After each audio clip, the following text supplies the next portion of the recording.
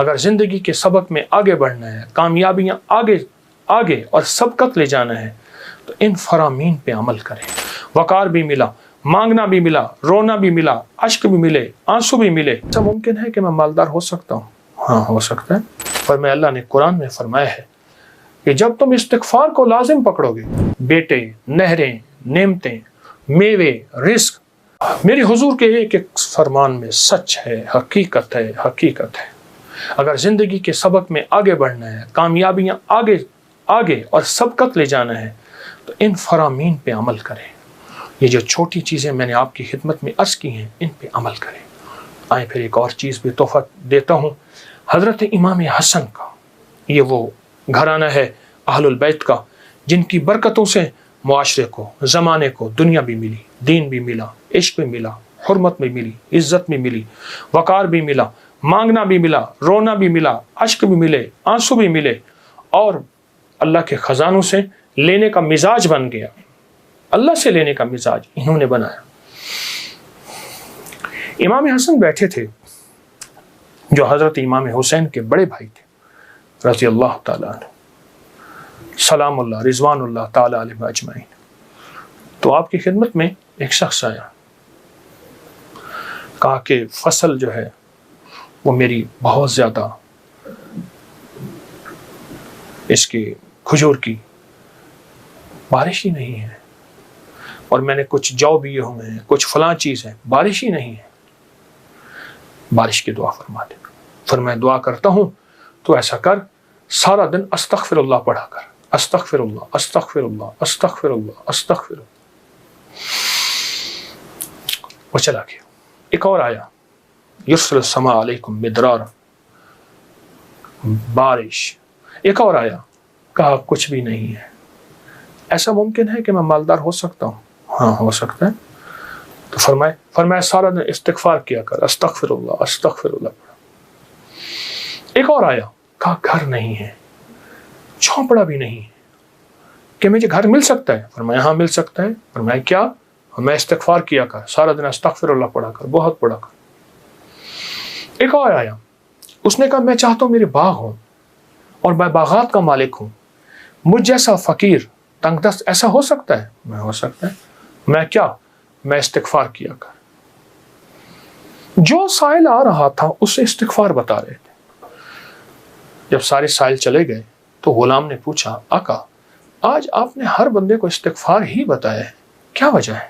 اور میں اللہ نے قرآن میں فرمایا ہے کہ جب تم استغفار کو لازم پکڑو گے، جب استغفار کو لازم پکڑو گے، پھر میں بارشیں برساؤں گا، پھر میں پھل دوں گا، پھر میں بیٹے دوں گا۔ اس میں ایک سائل وہ بھی آیا تھا جس کی اولاد نہیں تھی، اسے بھی فرمایا استغفار کر، اور اس نے میاں بیوی نے خوب استغفار کیا اور اپنے بیٹے عطا فرمائے۔ مدرارا بے اموال و بنی، انہارا، بیٹے، نہریں، نعمتیں، میوے، رزق، استغفار۔ اچھا استغفار سے مراد کیا ہے؟ استغفار، میں کسی ملک کے ایئرپورٹ پہ جا رہا تھا تو ایک صاحب نا 4 ویل والا وہ بڑا سا وہ تھا بریف کیس، اس کے ہینڈل سے اس کو چلائے جا رہے تھے ایسے تیزی سے، تو ایک دم فلائٹیں نکل رہی تھیں، راستہ تھا، تو ایکسکیوز می ایسے کرتے نہیں، یوں نکل رہے تھے، تو مجھے استغفار یاد آیا، اور ایکسکیوز می کہتے تھے نا، لوگ راستہ دے دیتے تھے۔ اچھا، جب بندہ استغفار کہتا ہے، استغفار کرتا ہے، ایسی راہیں کھل جاتی ہیں، ایسے راستے کھل جاتے ہیں، ایسی منزلیں آسان ہو جاتی ہیں۔ کیوں؟ فرمایا تم سارے کے سارے خطا کار ہو، آقا کا فرمان ہے، مفہوم ہے، اور بہترین خطا کار وہ ہے جو توبہ کرنے والا۔ استغفار کے معنی یہ ہے کہ اللہ میں اعتراف جرم کرتا ہوں، اعتراف جرم کرتا ہوں۔ ہمارے یہاں ایک گھر کے قریب نا ایک دوسری گلی میں آرا مشین تھی، یہ لکڑیاں کاٹنے کی، تو اس کا ایک ٹریکٹر ڈرائیور تھا، پرانا روسی ٹریکٹر تھا جو بڑے بڑے تنے اٹھاتا تھا اس کے درختوں کے۔ تو ڈرائیور جو تھا وہ ہمیشہ جو ہے وہ گاڑی اپنا ٹریکٹر درمیان میں چلاتا تھا، کبھی دائیں بائیں اتارتا نہیں تھا، پھر لڑائیاں بھی ہو جاتی تھیں، جھگڑے بھی ہو جاتے تھے، مار کٹائیاں بھی ہو جاتی تھی۔ وہ ڈرائیور میں نے دیکھا ہوا، بیچارہ ایک حادثے میں فوت ہوا۔ اچھا اس کے مزاج میں ایک عجیب بات تھی، وہ نا جاتے ہی لڑائی کر لیتا تھا، جھگڑے کر لیتا تھا، کبھی ٹریکٹر کا ویل نیچے نہیں اتارتا تھا. جھگڑا کرنے کے بعد، سارا کچھ کرنے کے بعد وہاں پہنچتے اپنی قمیض اتارتا تھا، پولیس والوں کو کہتا تھا، تھانے والوں کو، یا جہاں کہیں اس کو لے جاتے تھے انصاف کے لیے یا جھگڑے کو ختم کرنے کے لیے، کہتا مجھے مارے، میں مجرم ہوں. وہ کہتے بات کیا ہے؟ کہتے مارے میں مجرم ہوں. اب وہ کیسے مارے؟ بات تو سنیں. اچھا وہ بات تھی ایسی کہ اس کو مار پڑنی تھی. جب وہ کہتا تھا مجھے مارے تو مار پڑتی ہی نہیں تھی. کیوں؟ اس نے آتے اعتراف جرم کیا. جو استغفار کرتا ہے وہ سارا دن جرم کا اعتراف کرتا ہے. مولا میری تنہائیاں بھی داغدار ہیں، میری آنکھیں، میرا دل، میرے جذبے، مولا میری دن رات سارے داغدار ہیں. مجھے اپنی پستی پہ شرم ہے، مجھے اپنی پستی پہ شرم ہے. تیری وسعتوں کا خیال ہے، پر اپنے دل کو میں کیا کروں، اسے پھر بھی شوق وصال ہے. یاد میں تیری سب کو بھلا دوں، کوئی نہ مجھ کو یاد رہے.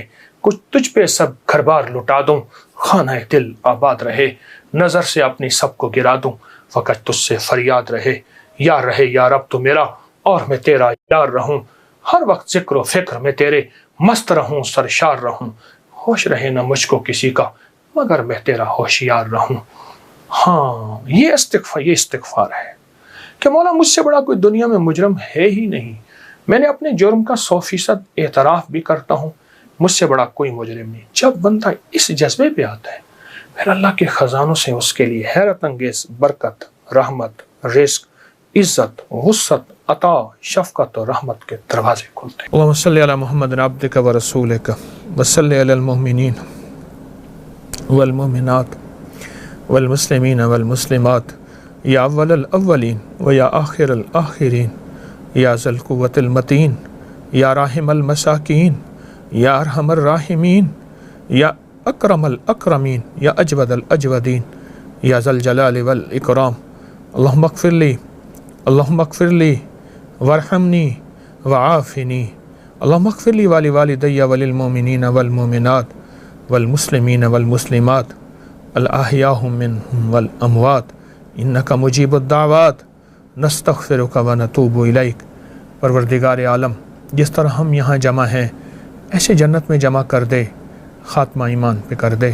اور جن کی مائیں ہیں ان کی آنکھوں میں محبت دے دے، الفت دے دے، ان کے بولوں میں نرمی اے مولا. اور جن کی اس دنیا سے رخصت ہو گئی ہیں وہ ماؤں کو نہ بھولیں، ان کی قبروں کو نہ بھولیں، ان کو ہدیہ دینا نہ بھولیں. اللہ وہ گھڑی کیسی ہوگی جب موسیٰ علیہ السلام، جس کو قرآن میں موسیٰ فرمایا اور ان کا نام یوں خابص، اے اللہ وہ اپنی ماں کو کیسے محبت دیتے ہوں گے. موسیٰ، یا اللہ ہمیں بھی ماؤں کو دعائیں عطا فرما، اور دعاؤں سے دور نہ فرما، وفاؤں سے دور نہ فرما، کیفیات سے دور نہ فرما. میرے آقا حج پہ تشریف لا رہے تھے، اماں کا مزار آیا، ابہا میں سارا لشکر وہیں رہ گیا، اور میرے آقا کی 60 سال کے قریب عمر تھی. گھٹنوں میں سر دے کے جو روئے اماں کے مزار پر